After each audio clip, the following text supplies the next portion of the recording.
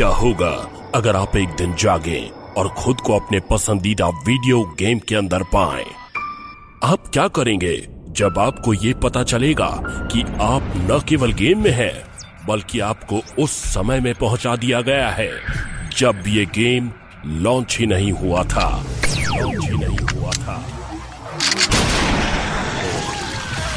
हमेशा लापरवाह और जिद्दी सा रहने वाला गर्व राठौर अपनी गेमिंग की दुनिया में हमेशा खोया रहता था, पर एक दिन वो उसी गेम के अंदर खुद को एक प्लेयर की तरह पाता है। तब उसको गेम को खेलने और उसमें जीने में जमीन आसमान का फर्क पता चलता है। तो क्या अब गर्व गेम के अंदर की खतरनाक दुनिया से खुद को बचा पाएगा? गेम में हर मोड़ पर आने वाली तमाम मुश्किलों से गर्व कैसे बच पाएगा? ये जानने के लिए सुनते रहिए रोमांच से भरी कहानी the legendary survivor. Test subject number 24। Valkyrie के इंजेक्शन के बाद सब्जेक्ट 2 मिनट और 45 सेकंड तक ही जिंदा रहा। मौत का समय सुबह के 4:22। घर पर तो मैं अकेला ही था, फिर ये आवाज किसकी है? होश में आने के बाद गर्व राठौर ने सबसे पहले जो शब्द सुने वो यही थे। पर ये कौन लोग हैं और क्या बातें कर रहे हैं? और इस मौत का समय कहने से इनका क्या मतलब है? वो तो अभी जिंदा है और फिलहाल उसके मरने का कोई इरादा भी नहीं है। आखिर अभी उसकी उम्र ही क्या है जो वो इतने जल्दी मर जाए? अभी तो उसे पूरी दुनिया देखनी है, गेमिंग की दुनिया में चैंपियन बनना है और सबसे बड़ी बात, अपने YouTube चैनल की स्ट्रीमिंग पर सबसे फेमस बनना है। इतना फेमस कि मिलियन व्यूज आए रोज के रोज। फिर वो ये सब किए बिना कैसे मर सकता है? यही सब ख्याल गर्व के दिमाग में घूम रहे थे जब वो अपनी आंखें खोलने की कोशिश कर रहा था। हालांकि उसकी आंखें खोलते ही कमरे की तेज रोशनी ने उसे अपनी आंखों को एक बार फिर से बंद करने पर मजबूर कर दिया। गर्व को कुछ भी समझ नहीं आ रहा था। उसने सोचा, क्या हो रहा है यहाँ? ये कौन सी अजीब जगह है और मेरा VR कैप्सूल कहाँ है? जहां तक उसे याद है, आखिरी बार वो अपने कमरे में बैठकर वीडियो गेम खेल रहा था। फिर अचानक वो यहाँ पर कैसे आ गया? एक बात तो पक्की है कि इस समय वो जिस जगह पर है वो उसका घर तो किसी कीमत पर नहीं है। उसकी घर की दीवारें और छत का रंग सफेद नहीं था और ना ही वो किसी मेटल से बनी हुई थी। ये तो किसी इंग्लिश साइंस फिक्शन मूवी जैसा सीन लग रहा है, जैसा उसने रोबोकॉप में देखा था।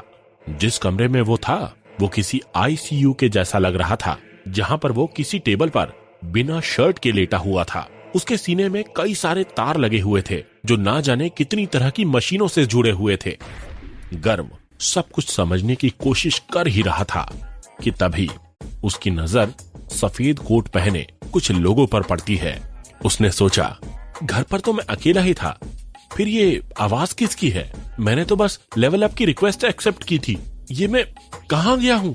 गर्व को अच्छे से याद था कि वो अपने कमरे में वीडियो गेम खेल रहा था, जब अचानक से ही उसके सिर में भयंकर दर्द होना शुरू हो जाता है। उसे ऐसा महसूस हो रहा था जैसे उसके दिमाग में बहुत सा डेटा ट्रांसफर हो रहा हो। उसे याद है कि वो उस समय लेवल अप की रिक्वेस्ट एक्सेप्ट करके गैलेक्सी में नए कैरेक्टर जोड़ने जा रहा था, जब अचानक से उसे कुछ जलने की महक आई और इससे पहले कि वो कुछ समझ पाता, उसकी आंखों के सामने अंधेरा छा गया था। और अब जब उसकी आंखें खुली तब उसने अपने आप को इस अजीब सी जगह पर पाया जहां सफेद कोट पहने हुए लोग उसे चारों तरफ से घेर कर ऐसे देख रहे थे जैसे उन लोगों ने कोई भूत देख लिया हो। अब तुम कार्टून लोग कौन हो? गर्व सब कुछ समझने की कोशिश करते हुए उन सब से पूछता है, पर उसकी बात का जवाब देने की बजाय सब तुरंत ही इधर उधर भागना शुरू कर देते हैं। जल्दी से माया मैम को इसके बारे में बताओ, टेस्ट सब्जेक्ट जिंदा हो गया है, तुरंत गार्ड्स को बुलाओ। उन लोगों में मची इस अफरा तफरी को देखकर गर्व और भी ज्यादा कंफ्यूज हो जाता है। वैसे तो वो लोग जिस भाषा में बात कर रहे थे वो भाषा गर्व ने पहली बार सुनी थी, पर हैरानी की बात थी कि इसके बावजूद गर्व उन सब की बातें समझ पा रहा था। इसीलिए जो शब्द वो लोग उसके लिए इस्तेमाल कर रहे थे उसे सुनकर गर्व और ज्यादा कंफ्यूज हो रहा था। Test subject? मेरा नाम टेस्ट सब्जेक्ट नहीं, गर्व राठौड़ है बेवकूफो। और क्या बोल रहे हैं कि मैं जिंदा हो गया? अरे मैं मरा ही कब था? और गार्ड्स को क्यों बुला रहे हो? मैं कौन सा इन मशीनों को चुरा कर भाग रहा हूँ? ये सब चल क्या रहा है यहाँ? गर्व जितना इस बारे में सोच रहा था वो उतना ही और ज्यादा कंफ्यूज होता जा रहा था। उसके दिलो दिमाग में कई सवाल थे, पर अफसोस उसके पास इनमें से एक भी सवाल का जवाब नहीं था। इससे पहले कि वो कुछ और सोच पाए या समझ पाए, उसे तेज कदमों की आहट सुनाई पड़ती है और वो तुरंत ही अलर्ट हो जाता है। मुझे इस समय यहाँ से भागना चाहिए या यहीं लेटे रहना चाहिए? कुछ सेकंड्स तक सोच विचार करने के बाद गर्व वहां से भागने का फैसला करता है। वैसे भी वो एक जगह पर ज्यादा देर तक टिकने वाला लड़का नहीं था। मौके की गंभीरता को समझते हुए गर्व ने अपने शरीर में लगभग सारी तारों को तेजी से नोच डाला और बेहद फुर्ती से टेबल से उठ खड़ा हुआ और लड़खड़ाता हुआ सीधा दरवाजे की ओर भाग निकला। हैरानी की बात तो ये थी कि वहां मौजूद किसी भी इंसान ने उसे रोकने की कोशिश नहीं की। उल्टा वो सब तो उसके रास्ते से ऐसे हट गए थे मानो कि उन सबको गर्व के हाथों मर जाने का खतरा हो। उन सभी के इस अजीब बर्ताव को इग्नोर करते हुए गर्व तेजी से दरवाजे को तोड़ता हुआ बाहर गैलरी की ओर निकला। पर इससे पहले कि वो इस गैलरी में ठीक तरह से कदम भी रख पाया, काले कपड़े पहने और हाथ में इलेक्ट्रॉनिक स्टिक लिए कम से कम दर्जन भर गार्ड्स उसे हर तरफ से घेर लेते हैं। उन सभी की यूनिफॉर्म देखकर गर्व हैरान रह जाता है। उन सभी को उनकी यूनिफॉर्म में देखकर उसे ऐसा लग रहा था जैसे वो इंसान नहीं बल्कि कोई आधा अधूरा पौधा खड़ा हो। सकार ग्रह से हाइड्रा वर्जन 1 में फिर से वापस आ गया? इन्हें तो हटा दिया गया था ना? गर्व उन गार्ड्स को ध्यान से देखते हुए सोचता है। इससे पहले कि वो और कुछ सोच पाए, एक गार्ड अपनी इलेक्ट्रॉनिक स्टिक से उस पर अटैक करता है और अनजाने में गर्व उस अटैक को अपने हाथ से रोककर खुद को चोट लगने से बचा लेता है। पर फिर भी इलेक्ट्रॉनिक स्टिक के लगने की वजह से उसके पूरे शरीर में एक करंट सा दौड़ जाता है और वो दर्द के मारे कराहने लगता है। एक पल के लिए तो गर्व को ऐसा लगता है मानो कि उसकी सभी हड्डियां टूट गई हैं और उसका पूरा शरीर सुन्न पड़ जाता है। क्या दर्द महसूस होने की क्षमता 100% कर दी गई है? गर्व ने दर्द के मारे दांत भींचते हुए सोचा। गैलेक्सी में दर्द महसूस होने की क्षमता ज्यादा से ज्यादा 40% तक ही सेट की जाती है, क्योंकि इससे ज्यादा की सेटिंग खेलने वाले के लिए नुकसानदायक हो सकती है।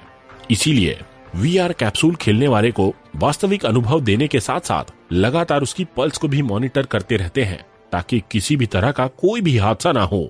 लेकिन इधर कुछ समय से उसके VR कैप्सूल में कुछ दिक्कतें आ रही थी।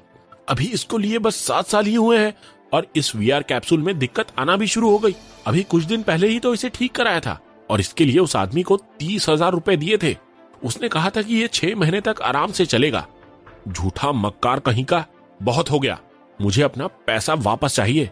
जाते ही सबसे पहले उससे मैं अपने पैसे वापस लूंगा, पर पहले यहाँ से बाहर तो निकलूं। गर्व इन्हीं सब उधेड़ बुन में इतना उलझा हुआ था कि उसे एहसास नहीं हुआ कि कब किस बॉडीगार्ड ने उसे उठाकर उसे एक छोटे कमरे में बंद करके उसमें ताला लगा दिया। अब उस छोटे से अंधेरे कमरे में गर्व एकदम अकेला था। अपनी कलाई के घाव को लगातार सहलाते हुए वो सब कुछ समझने की कोशिश कर रहा था, लेकिन जितना ज्यादा वो सोच रहा था उतना ज्यादा उसके सिर का दर्द बढ़ता जा रहा था, जैसे कि अभी भी उसके दिमाग में काफी सारा डेटा ट्रांसफर हो रहा हो। मैं गैलेक्सी के अंदर आ गया हूँ। कुछ देर तक सब कुछ सोचने समझने के बाद गर्व को आखिरकार समझ में आ ही जाता है कि उसके साथ क्या हो रहा है, और इस बात का एहसास होते ही हैरानी से उसकी आंखें खुली की खुली रह जाती हैं।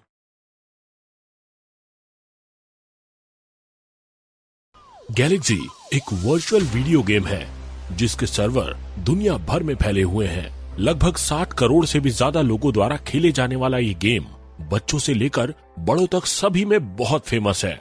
अपने नाम को दर्शाता हुआ ये गेम विशाल यूनिवर्स में सेट है, जहां आधुनिक क्वांटम कंप्यूटर्स के जरिए सभी ग्रह और उस ग्रह के प्राकृतिक दृश्य जैसे पेड़ पौधे, पहाड़, नदियां आदि डिजाइन किए गए थे। आम ब्रह्मांड के मुकाबले गैलेक्सी का ब्रह्मांड अनंत है और करोड़ों लोगों के एक साथ खेलने के बावजूद भी ये गेम बहुत ही स्मूथ चलता है। फेमस गेम होने की वजह से दुनिया की कई कंपनियों ने इसमें निवेश किया है, खासकर उन कंपनियों ने जिनकी खासियत सोने की उपज करना है। यही वजह है कि इस गेम के एक हथियार की कीमत लाखों करोड़ों तक पहुंच जाती है। हालांकि फेमस और लोकप्रिय गेम बने रहने के लिए ये बहुत जरूरी है कि एक अच्छा संतुलन बना रहे ताकि सभी वर्ग के लोग इस गेम को खेल सके। इसीलिए इस गेम को इस तरह से डिजाइन किया गया था कि ज्यादा से ज्यादा पैसे खर्चा करने वालों के साथ साथ आम लोगों को भी इसे खेलने में कोई दिक्कत ना हो। यही वजह है कि तगड़े कंपटीशन के बावजूद गैलेक्सी गेमिंग की दुनिया में अपना नंबर 1 स्थान बनाए हुए है। खुद गर्व ने भी इस गेम में लाखों कमाए हैं, पर फिर भी अभी वो खुद को प्रोफेशनल गेमर नहीं बुला सकता। इसकी एक वजह यह भी है कि गेमिंग कम्युनिटी में उसे ज्यादा कोई पसंद नहीं करता और इसीलिए वो अकेला खेलना पसंद करता है। गर्व ये गेम तब खेल रहा है जब से ये शुरू हुआ है और काफी मेहनत के बाद उसने अपना नाम बनाया है। यहाँ तक कि पिछली एनुअल टॉप 100 रैंकिंग में उसकी रैंक 47 थी। उसमें वाकई में प्रो बनने की सारी खूबियां थी, पर जो चीज गर्व को इस गेम में सबसे ज्यादा पसंद थी वो था लेवल अप होने का एक्सपीरियंस, क्योंकि हर बार लेवल अप होने के साथ उसके पास नए पावर्स और हथियार आते हैं। उस समय भी वो यही कर रहा था जब उसकी आंखों के सामने अंधेरा छा गया था और वो बेहोश हो गया था। हाइड्रा तो गैलेक्सी की शुरुआती समय में थी और सभी नए कैरेक्टर्स गैलेक्सी साकार ग्रह के वर्जन 1 पर वापस भेज दिए जाते हैं। गर्व सारी बात को समझते हुए बुदबुदाता है। गर्व के गैलेक्सी के अंदर आने से पहले इस गेम को आए 10 साल बीत चुके थे और गैलेक्सी के जिस वर्जन में इस समय गर्व था, गैलेक्सी की दुनिया में उसे प्राचीन इतिहास माना जाता है। इसका मतलब मैं सिर्फ गेम के अंदर ही नहीं आया हूँ, बल्कि मैं पास्ट में भी आ गया हूँ। ये ख्याल आते ही हैरानी से गर्व का मुंह खुला का खुला रह जाता है। ये तो बिल्कुल जुमांजी जैसा हो गया है। बस इस वक्त मेरे पास कोई टीम नहीं है। मैं अकेला ना सिर्फ अनजान ग्रह पर हूँ, बल्कि एक अनजान ब्रह्मांड में हूँ। इसका मतलब मुझे 30,000 रुपए वापस नहीं मिलेंगे। पागल हो गया हूँ क्या मैं? ऐसे समय में मुझे 30,000 रुपयों की पड़ी है। इस समय मुझे यहाँ से बाहर निकलने के बारे में सोचना चाहिए। गर्व खुद को डांटते हुए सोचता है। उसकी यादें अभी भी धुंधली है। गेम से जुड़ी चीजों के अलावा अगर उसे और कुछ याद है तो वो है अपना नाम। ना तो उसे अपने परिवार वाले याद है और ना ही कोई दोस्त। इसके अलावा एक और चीज जो उसे याद है वो ये है कि गैलेक्सी के जिस वर्जन में वो इस समय है उसमें साल 687 चल रहा है, यानी कि गैलेक्सी के लेटेस्ट वर्जन में चल रहे साल से 1 साल पीछे। इसका मतलब इसमें बहुत सी ऐसी चीजें हैं जो अभी होना बाकी है, जैसे कि नई आर्मी, ब्रह्मांड की 3 नई शक्तियां आदि। वैसे तो गैलेक्सी के हर अपडेट के साथ ये गेम उसे और भी ज्यादा पसंद आने लगा था, लेकिन अब जब वो इस गेम के ही अंदर आ गया है तो बाहर निकालो मुझे। मौके की गंभीरता को समझते हुए गर्व तेजी से चिल्लाता है, पर अफसोस उसकी आवाज सुनने वाला या उसकी मदद करने वाला वहां कोई नहीं था। गर्व जानता था कि गैलेक्सी के लेटेस्ट अपडेट के फीचर्स के मुकाबले हाइड्रा कुछ भी नहीं है, लेकिन बिना किसी शक्तियों के गर्व के लिए इस ऑर्गेनाइजेशन का मुकाबला करना ठीक वैसा ही है जैसे भूखे शेर की गुफा में जाना। साकार ग्रह को पृथ्वी जैसा ही बनाया गया है और इस समय हाइड्रा का एक ही मकसद है और वो है इस ग्रह की गवर्नमेंट को पूरी तरह से खत्म कर देना। अगर मैं गलत नहीं हूं तो वैल्करी के एक्सपेरिमेंट्स में टेस्ट सब्जेक्ट की याददाश्त पूरी तरह से मिटा दी जाती है ताकि बाद में उन टेस्ट सब्जेक्ट्स को एक हथियार के रूप में इस्तेमाल किया जा सके, ठीक वैसे ही जैसे कैप्टन अमेरिका में बकी बार्न्स के साथ हुआ था। गर्व एक बात समझ गया था कि इस समय ना तो वो अपनी असली जिंदगी में है और ना ही अपने असली शरीर में। वो इस समय गैलेक्सी में चुने हुए अपने कैरेक्टर के शरीर में है, ठीक उसी तरह से जिस तरह से उसने जुमांजी मूवी में देखा था। और इस समय वो जिस कैरेक्टर के शरीर में है, जिसकी याददाश्त पूरी तरह से मिटा दी गई है और थोड़ी बेसिक जनरल नॉलेज के अलावा अगर कुछ उसे याद है तो वो है कैद में होने और खुद पर एक्सपेरिमेंट्स होने की कुछ धुंधली यादें। जिस कैरेक्टर के शरीर में वो है तकरीबन 20 साल का है और काफी कुछ उसके असल शरीर से मिलता जुलता था।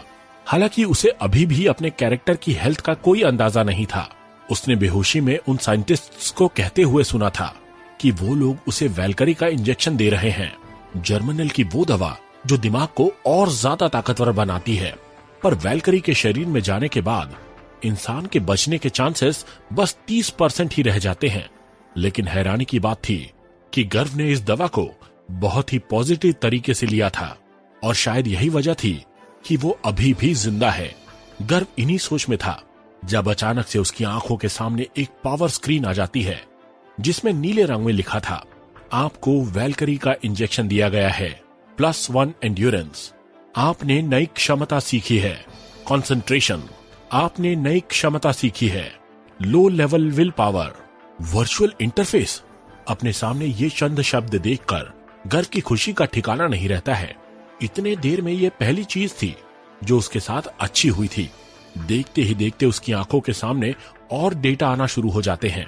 नाम Garv Rathore, race human, model NPC अर्थात नॉन प्लेयर कैरेक्टर। वर्जन 1 के लॉन्च होने में बचा समय 358 दिन 11 घंटे 3 minutes. Level 1 main class not applicable. सब क्लास आम नागरिक level 1 0/50। Attributes strength 2, dexterity 2, endurance 3, intelligence 3, mystery 1, charm 2, luck 1। इस्तेमाल नहीं किए गए points 0, energy 0 level 0, energy rank 1 से 2, ग्रेड F इंसान। हेल्थ पॉइंट्स 23/30 चोट खाया हुआ। स्टैमिना 36/36। एबिलिटीज कंसंट्रेशन सीखने और तेजी से चीजें बनाने के लिए +10%। Low level will power +3 resistance. Skill कोई नहीं। Talent point 0। क्लास टैलेंट कोई नहीं। इन्फ्लुएंस 0। रेपुटेशन 0। इक्विपमेंट कोई नहीं। शुक्र है मेरा इंटरफेस अभी भी मेरे पास है, पर इसमें कुछ गड़बड़ लग रही है। गर्व ने इंटरफेस को देखकर पहले जितना खुश था उसमें कुछ अलग सी जानकारी देखकर बाद में उतना ही कंफ्यूज भी था। NPC यानी कि पूरी तरह से गेम का हिस्सा नहीं। Countdown timer. इन शब्दों को पढ़कर गर्व थोड़ा सोच में पड़ गया था। जहां तक उसे याद है इस तरह का कोई भी शब्द उसके इंटरफेस में पहले नहीं था। फिर ये कहां से आया? पर अब ये सब कुछ देखकर गर्व को कुछ बातें बहुत अच्छे से समझ में आ गई थी। सबसे पहले तो भले ही उसे ये नहीं पता कि ये पूरा इंटरफेस उसके साथ इस गैलेक्सी की दुनिया में कैसे आया, लेकिन अब जब आ गया है तो उसे इस नई दुनिया को ही अपनी वास्तविक दुनिया समझना होगा। जिसका मतलब ये है कि वहां वास्तविक दुनिया की तरह उसके पास एक ही लाइफ है। यानी अगर उसे कुछ भी हुआ तो गेम की तरह उसे दूसरा मौका नहीं मिलेगा। दूसरा, NPC होने के बावजूद वो इस गेम का इंटरफेस एक्सेस कर सकता है। इसका मतलब वो एक आम प्लेयर की तरह ही अपनी लेवल अप करके अपनी ताकत और हथियार बढ़ा सकता है, जो उसके लिए बहुत अच्छी खबर है। तीसरा, अगर इस काउंटडाउन टाइमर को लेकर गर्व का शक सही है तो वाकई में वो अतीत में आ गया है, जो कि गेम के लॉन्च होने से पहले का समय है। तो क्या इसका मतलब ये है कि असली प्लेयर्स भी नजर आएंगे? और आखिरी और सबसे जरूरी बात, इस समय वो बहुत बड़े खतरे में है। एक छोटी सी चूक उसकी जान के लिए खतरा बन सकती है।